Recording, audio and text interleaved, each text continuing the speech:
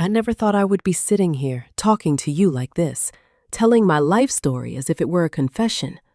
But maybe that's exactly what it is, a confession, a reckoning, and perhaps, in some twisted way, a kind of release.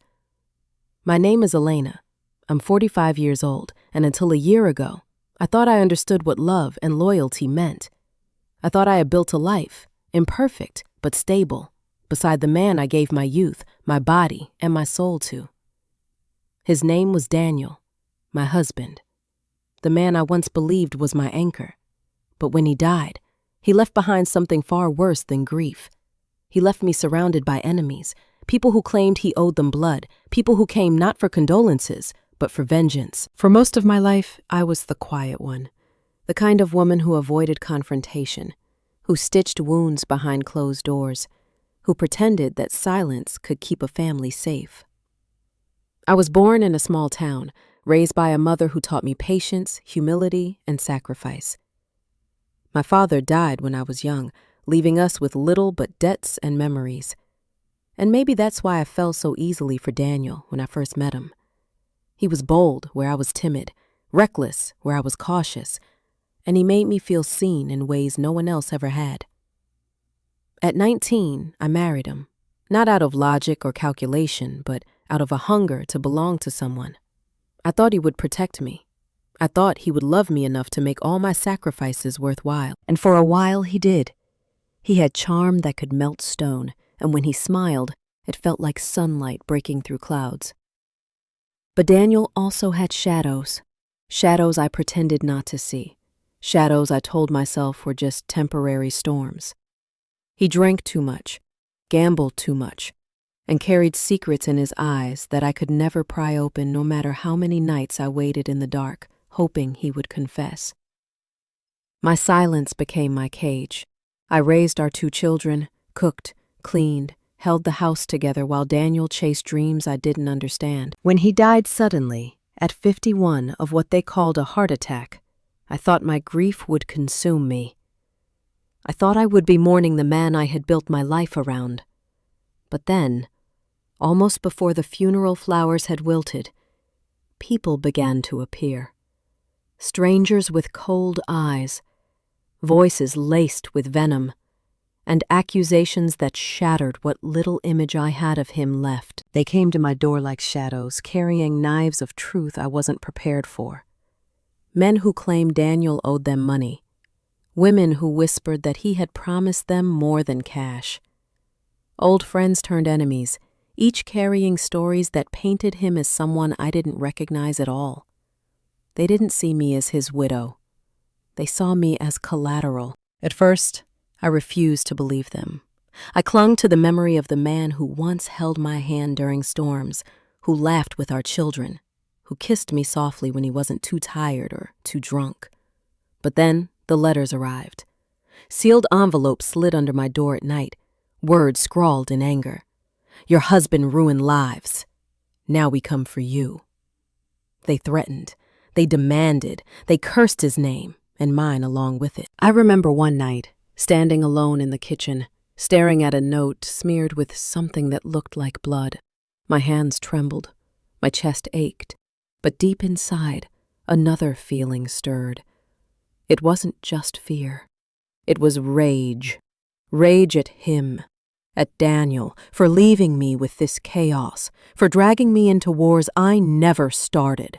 Rage at myself for being blind, for being obedient, for sacrificing decades to a man who built his empire on lies. The more I listened, the more I realized how deep the betrayal went. Daniel had been many things to me. Husband, father of my children, partner in appearances. But to the world outside, he was a wolf in sheep's clothing.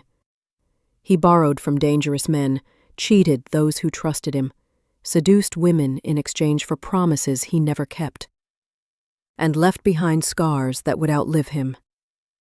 And now they wanted repayment, not in money, but in humiliation, in blood, in destruction. I tried to shield my children, but they were old enough to see. My daughter, Sophia, 23, broke down when one of Daniel's so-called associates cornered her at work, demanding repayment. My son, Miguel, 20, grew silent, his once bright eyes darkened by shame. They didn't just lose their father, they lost the image of him they thought they had. I watched them crumble, and I felt something inside me harden. For weeks I lived in fear. Every knock at the door made me flinch. Every shadow on the street made my heart race. But then something shifted. One night I stood in front of the mirror, looking at the lines on my face, the hollow beneath my eyes, the woman who had spent half her life bending so someone else wouldn't break, and I whispered to myself, no more. If they wanted blood, if they wanted vengeance, then I would not cower. I would not let Daniel's sins bury me alive. He had built this world of enemies, but I was the one left to face them. And for once, I would not be the silent wife.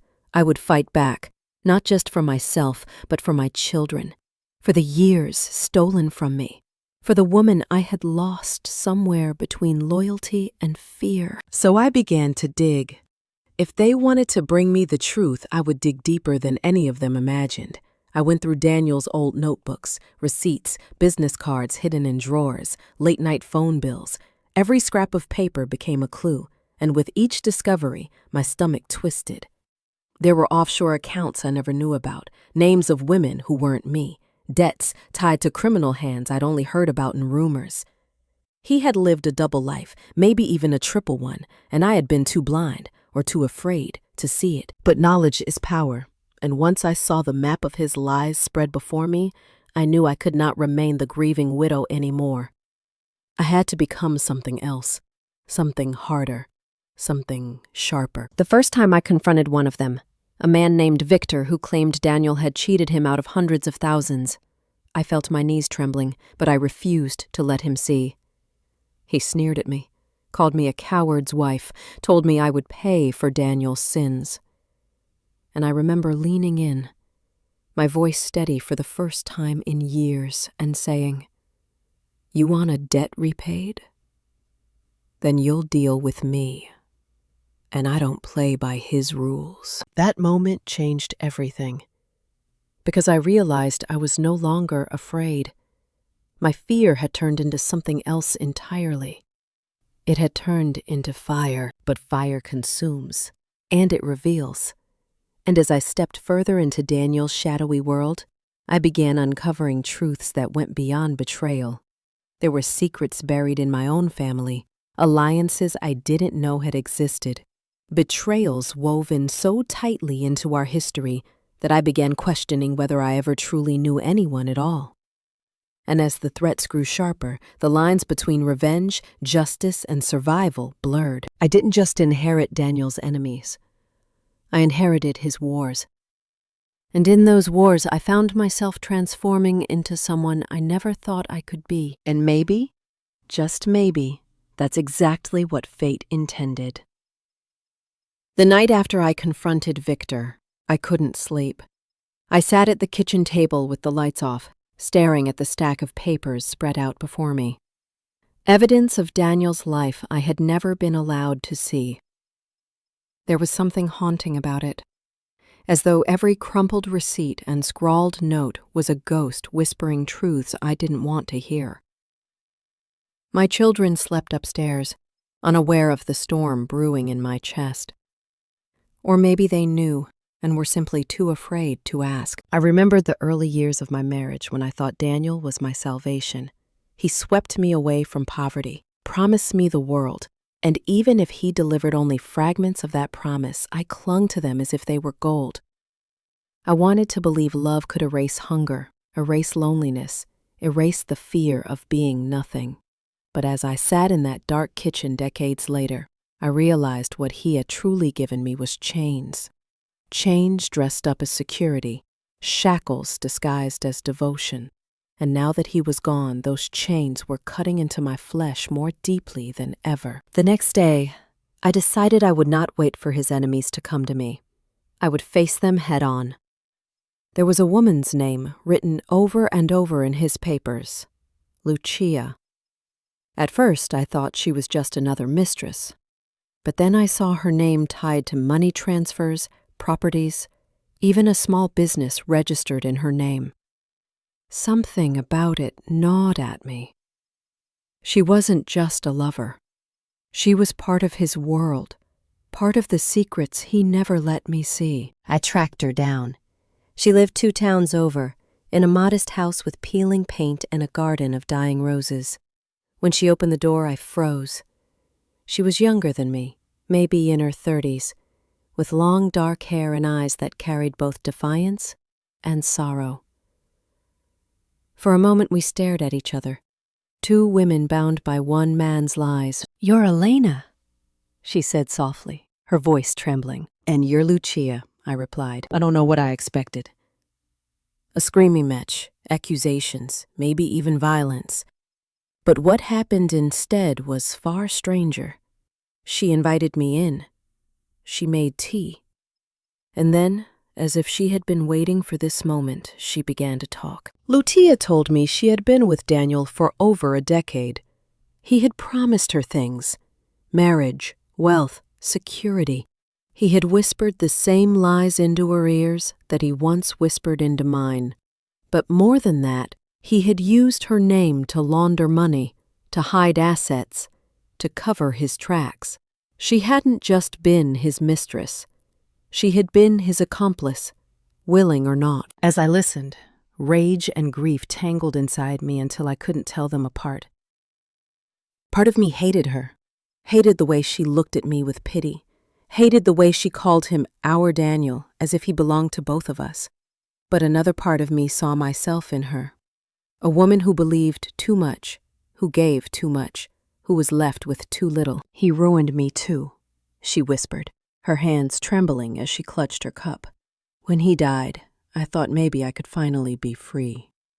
But now they come for me too." Her words struck me like a blade, because in that moment I understood. I wasn't alone. His enemies weren't just my burden, they were hers as well. He had woven his lies so wide that none of us escaped unscathed. I left her house with a knot in my chest, unsure if I had found an ally or another rival. But one thing was clear: the web Daniel had spun was larger than I imagined, and if I didn't find a way to untangle it, it would strangle not just me, but everyone tied to him. That night, I told Sophia and Miguel the truth. I sat them down in the living room, my hands shaking as I held Daniel's papers. "Your father," I began, my voice cracking. "He wasn't the man we thought he was. He left behind enemies, debts, lies, and they're coming for us." Sophia broke down, tears streaming down her face as she shouted, "I knew it! I knew there was something wrong. He never cared about us. He only cared about himself." Miguel, on the other hand, sat silently, his jaw tight, his fists clenched. When he finally spoke, his voice was low and bitter. "So what do we do? Hide? Run?" "No," I said firmly, surprising even myself with the strength in my tone. "We fight." In the days that followed, I began reaching out, not just to enemies, but to those Daniel had betrayed who might be willing to turn their anger into alliance. It was risky, dangerous even, but I had no choice. The wolves were already at my door, and the only way to survive was to become a wolf myself. I met with one of Daniel's former business partners, a man named Ernesto. He was older, worn down by years of betrayal, and when I told him what I wanted, to expose Daniel's lies, to dismantle the debts, to turn his enemies against each other, he laughed bitterly. "You have no idea what you're walking into," he warned. "Your husband wasn't just a liar. He was a thief, a manipulator, a man who made deals with devils you don't want to meet. If you go down this road, you may not come back." I looked him in the eyes and said, "I've already lost everything. What more can they take?" His silence was my answer. He agreed to help me, but every step forward came with a price. The threats grew louder, the shadows darker. One night, I came home to find our front door wide open, the house ransacked. A single message scrawled on the wall in red paint. "His blood isn't enough. We want yours." Sophia screamed when she saw it. Miguel punched the wall in fury, and me, I felt something inside me snap. They thought they could scare me into submission, break me the way Danielle once broke me. But they were wrong. For the first time in my life, I wasn't afraid of losing. I was afraid of not fighting back. So I made a decision. I would take Daniel's secrets, every last one of them, and I would turn them into weapons. If he had built an empire of lies, then I would use those lies to burn his enemies down. But as I prepared to step fully into his world, a question haunted me. In becoming the hunter, was I becoming him? Was I turning into the very monster I had spent my life trying to escape? I didn't know the answer then. All I knew was that the war had begun, and I could no longer afford to lose. The deeper I dug, the more I understood why the world had been so willing to turn on him and on me. Paper trails turned into telephone records, which turned into whispered testimonies. I learned the names of people I had never heard of, men who moved in and out of our lives like ghosts, taking what they wanted and leaving me with the damage to clean up. I found contracts Daniel had signed with his name and mine, loans taken out in my stead, signatures forged with a steadiness that made my skin crawl. He had built a scaffolding of lies so precise that I could see how each piece supported the next, how he had leaned on the goodwill of others while he stole it from them. It was grotesque to witness. The meticulousness of a man who had lied as if honesty were optional, a convenience to be used when needed. Ernesto became my teacher in this new world. He took me to places I never thought I would go, to dingy offices where loans were discussed over cheap coffee, to warehouses where boxes of counterfeit goods were stacked like apologies, to the mansions of men who paid people to keep their hands clean. He showed me how to read ledgers, how to spot when money had moved from one shell company to another, how to trace an offshore account across 3 continents. It was complex, and it was ugly, but knowledge kept me from being naive. It kept me from crying at the sight of a familiar name. I also began to see who in my life had been complicit, whether knowingly or not. There were faces I had trusted, old friends, neighbors, even a cousin, whose loyalty had been transactional. The most painful discovery, though, was that betrayal had crept closer than I ever suspected. One night, as I sat with a cup of cold tea and a pile of bank documents, a name kept surfacing in places it shouldn't. Marisol, my mother's sister, my aunt. I had loved her like family since childhood, had spent summers on her porch listening to her laugh. How could her name be on a list of signatories? Why did her initials appear in a coded ledger linked to Daniel's deals? When I confronted my mother, we sat at the kitchen table for hours and said little. She lit a cigarette with hands that shook, and for the first time in our lives, it felt as though she was looking at me not as a daughter, but as a stranger. "Elena," she said finally, "you have to understand. People do what they must to survive." Her voice was not defensive so much as tired, as if she had been carrying a weight for decades and had finally decided to tell me about it, not because she wanted forgiveness, but because she could no longer pretend it wasn't there. She told me that when my father died, debts followed him like vultures. There had been people, men with polite shoes and empty smiles, who offered help for a price. They promised protection, jobs, financial stability if only someone in the family would sign a paper here or there. Marisol had signed. My mother had allowed it. They had thought it temporary, a way to keep the wolves away, not knowing the wolves would learn to dine at their table. They had been too proud, too ashamed to ask for help. And when Daniel arrived with his charm and big promises, they had let him in, thinking he could close the gap. He didn't close it. He opened it wider. Hearing my mother's confession felt like stepping into a room where the air had been replaced with ice. I loved her, still do, and yet the revelation cut as cleanly as any blade. For years I had blamed Daniel alone, but the truth was more complicated. Pain had been a family business, and generations had passed these habits along like heirlooms. The anger that rose in me was not only at Daniel anymore. It was at a whole lineage of survival by compromise. I felt both betrayed and strangely compassionate. How easily had desperation turned into complicity? How many times had my mother chosen a lesser evil to stave off a greater one? That knowledge changed the shape of my fight. If the rot had roots that long, I would have to dig deep and be willing to tarnish more than one reputation. I started sending carefully worded messages to people in Daniel's orbit, not just to accuse, but to bargain. I laid out the truths I'd found and offered alternatives: public exposure in exchange for testimony, silence in exchange for restitution. Some laughed in my face. Some threatened me. A few, surprisingly, chose the path that required courage. They admitted their complicity. They gave me names. They helped me trace where money went and where loyalties lay. One of those people was Lucia. After our first meeting, she and I began a strange, painful alliance. There was no sisterhood in our relationship at first, only a mutual need. But as the weeks turned to months, and as we sat in diners sharing facts like confessions, a fragile tenderness grew between us.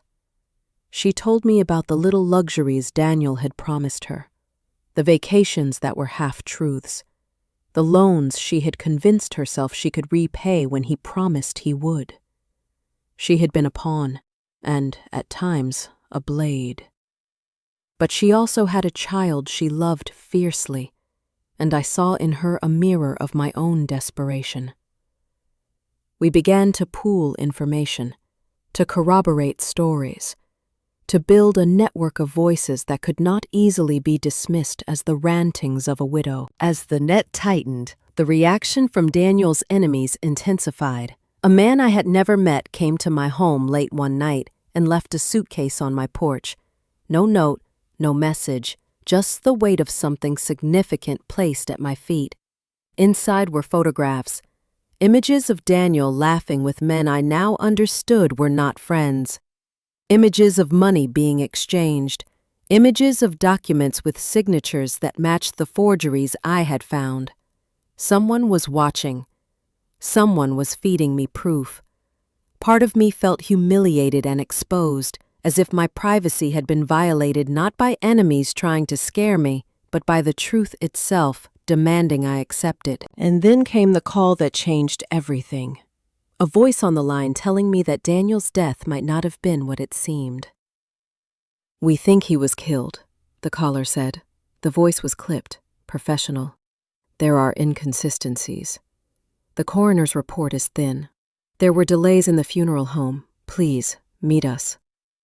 My first reaction was disbelief. I had held his hand as he took his last breath, or so I believed. How could those sweet, small, final moments be a lie? But the more I thought about the men who had wanted him gone, the easier it became to imagine that he had made more enemies than enemies could stomach. If he had been murdered, then my life was not just about debts and disgrace. It was about a crime that left a hole in the middle of everything I thought I knew. I met with the men who said they could help, private investigators with tired suits and determined eyes. They showed me a series of small but telling errors. A funeral home log that didn't match the timeline. A medical report that lacked detail. CCTV with gaps in coverage the day he died. They didn't make accusations. They offered possibilities and a way to pursue them. I felt the ground shift under me, as if the entire story of my marriage could be rewritten by a few lines in a report. If Daniel had been murdered, then the enemy was not only out to collect, but to erase. The stakes rose from monetary to mortal, and suddenly my rage had sharper edges. Sophia and Miguel were furious when I told them. They called me reckless, accused me of chasing ghosts when we should be protecting ourselves. They worried about exposure, about legal repercussions, about the possibility that bringing the past into the open would invite more violence. but the truth had a way of clawing its way out of secrecy. The more we tried to bury it, the more it pushed against the soil. I wouldn't let it lie. Not when the person it concerned was their father, flawed and monstrous as he might have been. They were entitled to that truth, even if it hurt. As I moved forward with the investigation, alliances shifted in alarming ways. People who had once been cordial offered veiled threats. Those I thought would stand beside me wavered. A neighbor who had sat at my kitchen table months before, drinking our coffee and offering sympathy, suddenly looked right through me on the street, avoiding eye contact as if I were contagious. Daniel's world had infiltrated the edges of mine so thoroughly that even the air tasted different. Yet with each obstacle, my resolve grew. If he had been killed, then someone had taken the ultimate payment. Someone had decided that debts could be settled with death. And if that was true, I would find the hands that had struck the blow. There were nights when I wanted to collapse, to let someone else bear the weight. But then I would see Miguel sitting at the window, jaw clenched, or Sophia standing over a sink where she scrubbed dishes until her knuckles were white. They were wounds walking, and my fury at their suffering was a fuel of its own. I stopped pretending I could be the woman who stitched and smoothed and forgave. I became the woman who kept vigil, who questioned, who subpoenaed, who sat in cold rooms and listened to men explain how the world really worked. It wasn't noble. It wasn't clean. It was survival dressed in a business suit, and it forced me to do things I had never imagined I would do. And every risky move I made seemed to draw the attention of more dangerous players. Once in a parking lot late at night, a car slowed beside me, and a man I had never met leaned out the window. He didn't speak to me. He only slid a folded piece of paper across my passenger seat and drove away. When I opened it, there was one sentence written in heavy black ink. Stop digging, or you will dig your own grave. Fear, once a familiar companion, now felt like a hand on my shoulder. But fear did not have the last word, not anymore. I folded the note, put it in my pocket, and kept walking toward the only path I knew, truth, no matter its cost. I used to think grief was the heaviest thing a human heart could carry. I thought burying Daniel, watching his casket sink into the earth, would be the moment that broke me forever. But I was wrong. What breaks you is not death itself. It's the unraveling that comes after, the discovery that the man you loved was not who he claimed to be, that his death may not even have been the simple act of fate you were told it was. What breaks you is realizing the world you built your life around was made of lies, and now you're left sifting through ashes, trying to find something solid enough to stand on. The investigators I had met with pressed me to pursue the inconsistencies in Daniel's death. At first, I resisted. I didn't want to turn my life into a crime thriller. I didn't want to believe that even his last breath was tainted.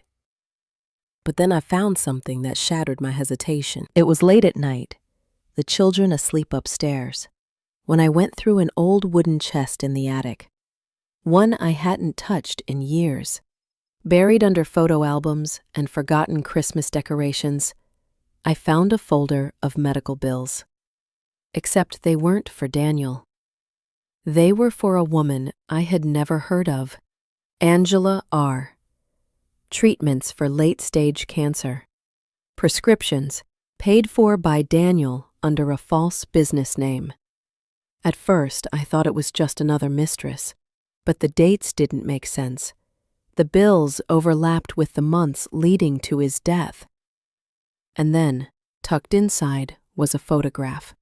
Daniel, standing with a teenage boy who had his jawline, his dark eyes, his smile. A son. A son I never knew existed. I sat there in the attic, the air thick with dust, clutching that photograph as if it were poison. Rage doesn't even begin to describe what I felt. It was betrayal, layered on betrayal, while I had been raising his children, carrying the weight of his absence. He had been living a double life, caring for another woman, another child. And yet, as much as I hated him in that moment, my heart cracked too, because if Angela was dying, If the boy was left alone, then somewhere out there was another family as broken as mine. When I told Sophia and Miguel, the reaction was explosive. Sophia sobbed, screaming that she never wanted to hear his name again. Miguel stormed out of the house, disappearing for hours, returning with his knuckles bloodied from a fight he wouldn't talk about. I wanted to comfort them. But how do you comfort your children when you yourself are drowning in betrayal? Lucia was the one I turned to. I showed her the photograph, the medical bills. She closed her eyes, shook her head, and whispered, "He never stopped, did he? For the first time, we weren't rivals or reluctant allies. We were two women holding pieces of the same puzzle.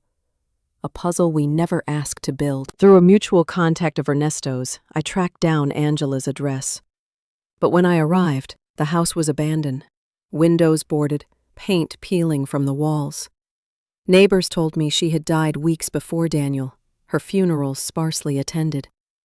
As for the boy, his name was Raphael. They said he had vanished, taken in by someone close to the family. That phrase rang in my ears like a bell. Close to the family. Whose family? Daniel's? Mine? Someone else's entirely?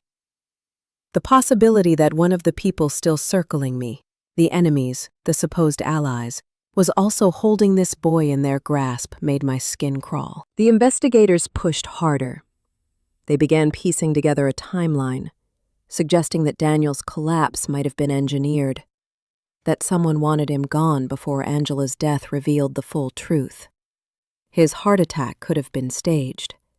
The gaps in the medical report, the funeral delays, they all pointed to something darker. And then, as if fate itself were conspiring to tear open every hidden wound, a letter arrived.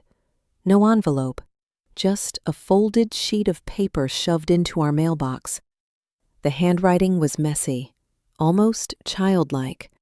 It read, "He knew too much. He wasn't supposed to die. Find me before they do." At the bottom was a name, Raphael. I remember sitting at the kitchen table, staring at that letter while my hands shook so violently I could barely hold it. My husband's bastard son was alive. He was reaching out. And he was afraid. Every instinct in me warred with itself. Part of me wanted to burn the letter, to forget his name, to protect my children from further pain. But another part, the part that had grown sharper, harder, knew I couldn't.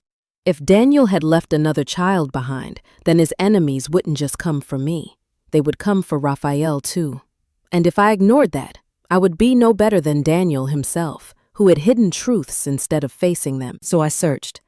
Days turned into weeks as I chased whispers, dead-end addresses, fleeting sightings.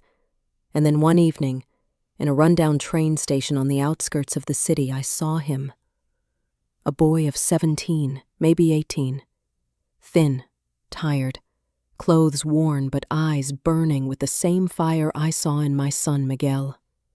When I said his name, Raphael, he turned, startled, and for a moment I saw Daniel's ghost standing before me. He didn't trust me, not at first. Why would he? I was the wife, the woman who had lived the life his mother had been denied. But as I told him who I was, as I admitted that I knew about Angela, about him, his walls began to crack.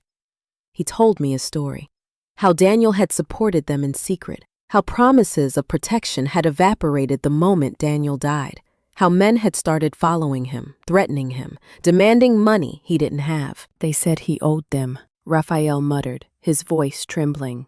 They said if I didn't pay, they'd make me disappear. Hearing him speak, I realized something awful. Daniel's enemies weren't just coming for me. They were circling his bloodline, intent on punishing every last remnant of him. My children, Raphael. Maybe even me, if I didn't act fast. I brought him home, despite Sophia's fury and Miguel's silence. My daughter refused to look at him, muttering, "He's proof of everything Dad did to us." Miguel, though he said little, studied him with a guarded intensity, as if trying to decide whether Raphael was enemy or kin. I couldn't blame them. Bringing him into our home felt like letting in a living reminder of every betrayal. And yet, looking at him, I felt an unexpected tenderness. None of this was his fault. He hadn't asked to be born into lies. He was just another victim, like us. But sheltering him painted a target on our backs brighter than ever. Within days, the threats escalated. Windows shattered in the night. A dead animal was left on our porch. And then, one morning, painted across our front door in dripping black letters, "All debts must be paid. The bastard is ours." Fear clenched my heart, but it was fury that propelled me forward. They wanted to break me, to make me cower the way Daniel had once made me cower. But I refused. I gathered my children, all 3 of them now, and I said words I never thought would come from my lips.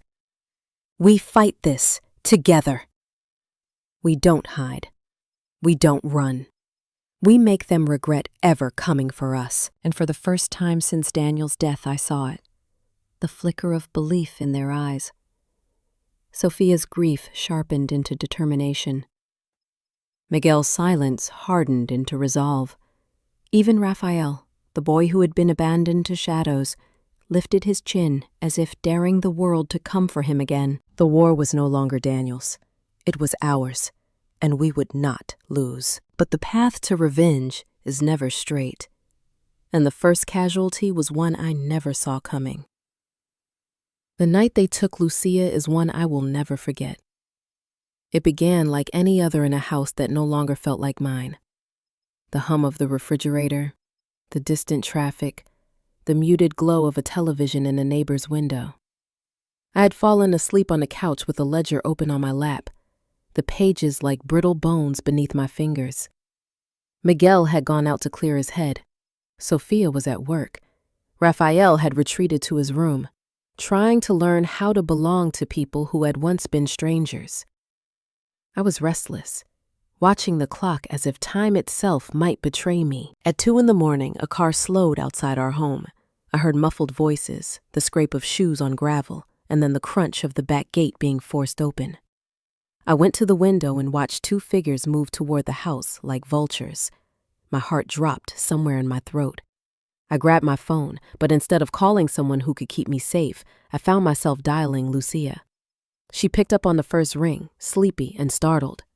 "Elena?" she whispered. Then the line went dead. Everything happened fast after that. I heard a commotion, glass breaking, Rafa's shout. My own name screamed into the dark. I ran outside barefoot, pajamas clinging to me, and I saw them, 3 men, faces half hidden, dragging Lucia toward the car. She fought, clawed, but they were stronger.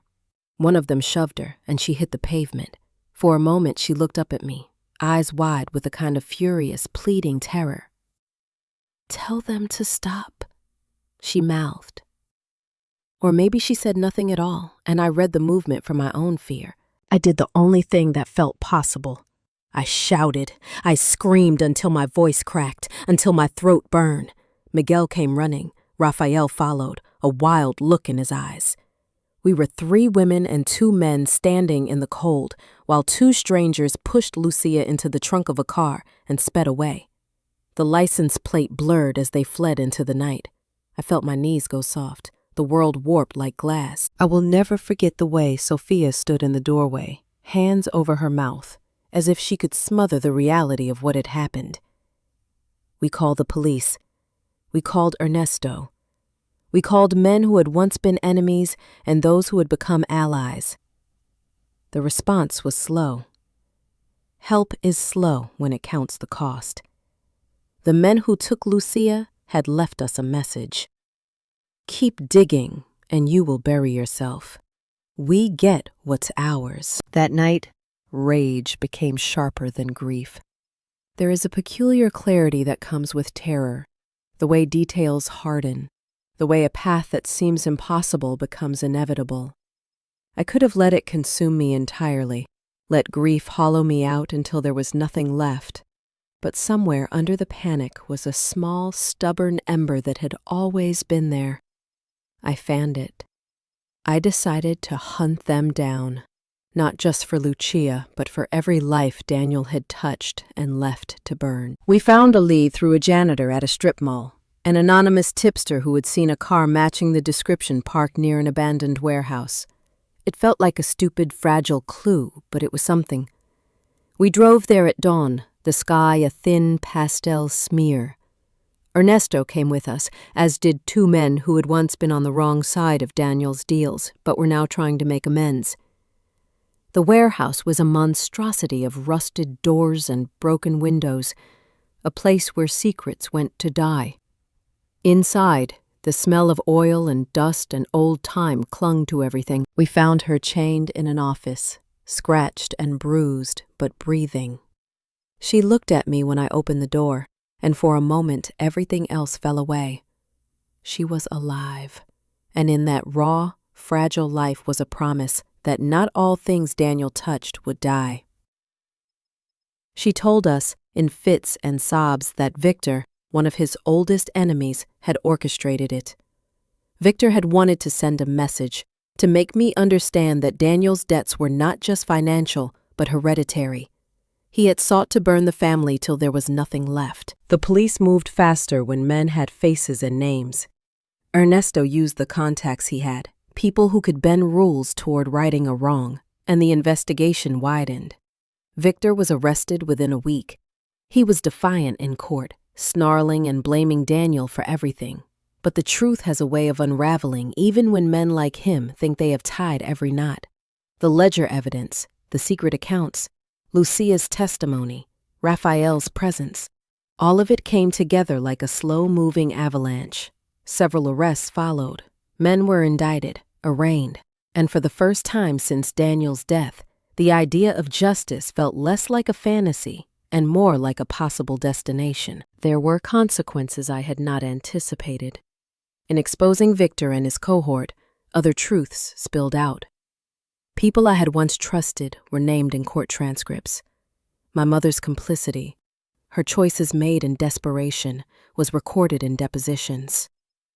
The town we had lived in, bound together by shared histories and old debts, turned into a map of broken promises. The media came. Cameras appeared in my driveway. Strangers I had never met wanted to know the woman behind the widow, the story behind the scandal. It was humiliating in ways I hadn't imagined, but humiliation cleansed in its own way. The exposure of lies felt like sunlight after long, filthy rain. The trial was brutal. I sat through weeks of testimony where the past was dissected and played like a film strip. I watched as men who had once courted my husband described in cold detail the deals they had made, the favors exchanged, the nights when promises were whispered and then broken. I heard my name twisted, my motives questioned. My grief turned into evidence. And yet, sitting there with Raphael beside me, I felt something steadier than shame, an odd kinship with the truth.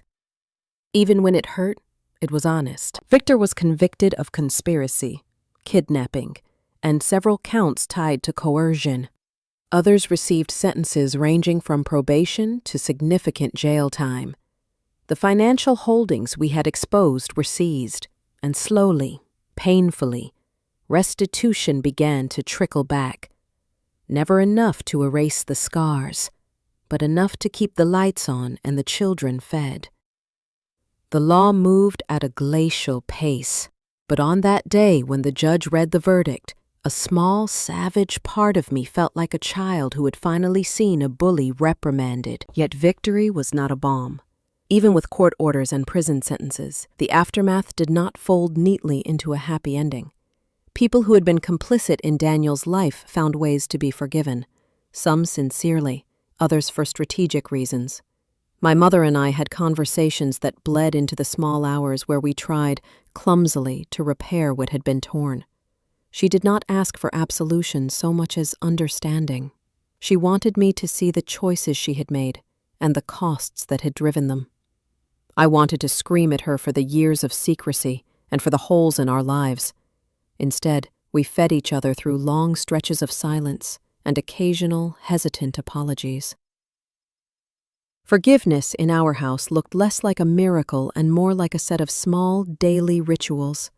A phone call returned, a meal shared, a story told without lies. Raphael stayed. He learned to be part of the rhythms of our home. He and Miguel built an uneasy camaraderie, rough-edged but real. Sophia slowly let down the walls she had erected, letting Rafa sit with her in the kitchen while she baked, or ranting about the injustices of the world. Lucia moved away to a smaller town after the trial, taking the restitution money and enrolling in a course that would give her a trade. She and I wrote letters for a time, short notes that were less about reconciliation and more about survival.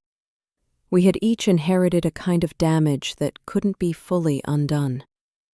What we gave each other instead was the possibility of a new life built on the pieces we salvaged. In the aftermath, I learned a lesson I wish I had understood sooner. Revenge and justice are not the same thing. Revenge is a hot, blind thing that consumes. Justice, when it is imperfect and slow, offers accountability. I had wanted to burn the world Daniel built, to watch his enemies fall. I did see men punished. I watched them scramble and pay. But what I wanted most, what I had wanted from the beginning, was not only to punish but to heal. And healing is not given by courts. It is slow, messy, and mostly private. It is the quiet work of putting one foot in front of another. It is learning to say my husband's name without a tremor. It is teaching my children that truth matters, and that we can choose differently. Years later, when the headlines quieted and our house no longer attracted gossip, I found myself sitting on the porch with Raphael and Miguel, drinking the cheap coffee that binds families together. The air smelt like jasmine after rain. We were not the same people who had stared at Daniel's casket and wondered how to breathe. We had been rearranged by grief and fury and mercy. My daughter's laughter came from inside the house as she tested a new recipe, her voice free of the brittle edge it once had. Lucia sent a postcard from a town where no one knew her history. My mother visited more than she once would have, bringing awkward casseroles and apologies. I still carry scars, lines on my hands from digging through ledgers, the memory of nights when my fists were the only things holding me upright. Sometimes, in the quiet, I think about Daniel, how he loved fiercely and betrayed more cruelly than I could have imagined. I do not forgive him for what he broke, but I have learned to hold his memory like a weathered photograph. I study it, understand the ragged edges, and then put it away. If there is one lesson I can offer anyone listening, it is this: do not let shame bury you. Shame is a clever thief that takes your voice and sells it back to you for silence. Speak. Seek truth. Let your anger be your ally, not your master. Justice may be imperfect, and revenge may glitter like a promise, but the deepest victory is reclaiming your life, messy, ordinary, and painfully real. Love the people who remain. Protect the children who inherit your mistakes. Make room for those who are part of the wreckage to become part of the repair. That is how we survive. That is what redeems us. If my story touched you, if you've known betrayal, loss, or the slow work of rebuilding, please do something small that means the world to creators like me. Like this video, share it with someone who needs to hear they're not alone. Subscribe for stories that keep us human, and leave a comment below sharing a lesson you've learned from your own broken places. Your story might be the light someone else needs.